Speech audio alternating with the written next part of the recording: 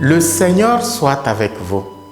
Chers frères et sœurs, en ce troisième dimanche du temps ordinaire, Jésus, après avoir proclamé un passage du livre d'Isaïe, dit ceci. Aujourd'hui, s'accomplit ce passage de l'Écriture que vous venez d'entendre. Mais alors, qu'est-ce qu'il venait d'écouter?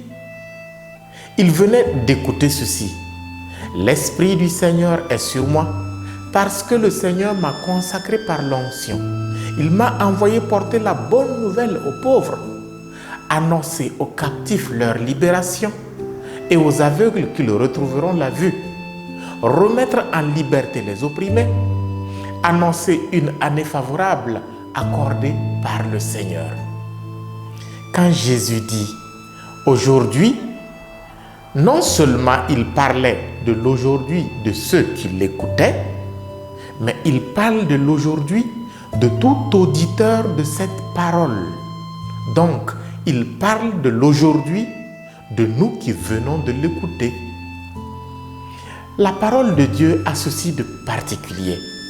Ce n'est pas un texte simplement écrit et que l'on peut lire comme une fable aux enfants. Elle est vivante, c'est-à-dire que Jésus lui-même nous parle aujourd'hui et maintenant. Cette parole est une personne qu'on rencontre, qu'on écoute et qu'on finit par aimer parce qu'elle nous aime. Jésus lui-même. L'Esprit du Seigneur est sur Jésus en tout temps et aujourd'hui encore, parce que consacré par l'onction. C'est la raison pour laquelle sa parole reste toujours suave à tout moment pour quiconque sait ouvrir son cœur et non seulement les oreilles pour l'écouter, de marcher à contre-courant. C'est la raison pour laquelle les vrais chrétiens sont capables de refuser la captivité et de marcher à contre-courant de ce monde, manière unique par laquelle ils peuvent démontrer aujourd'hui qu'ils sont libérés.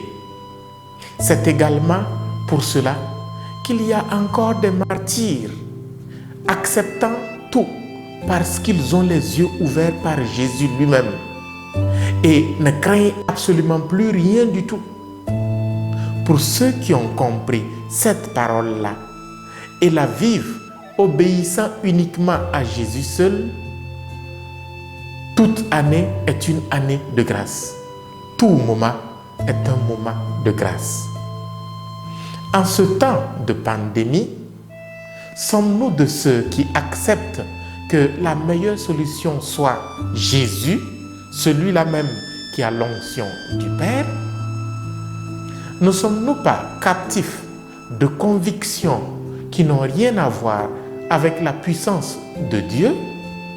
Ne sommes-nous pas encore enchaînés dans nos petits acquis humains qui n'offrent aucune solution définitive à cette pandémie?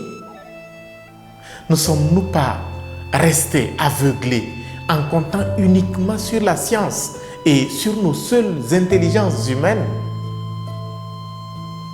Chers frères et sœurs, pour que ce moment soit un moment favorable, recentrons toute notre espérance sur le Christ.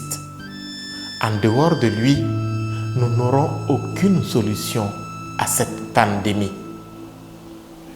Ô Jésus, fais en sorte que pour nous se réalise encore cette parole aujourd'hui, ici et maintenant. Le Seigneur soit avec vous.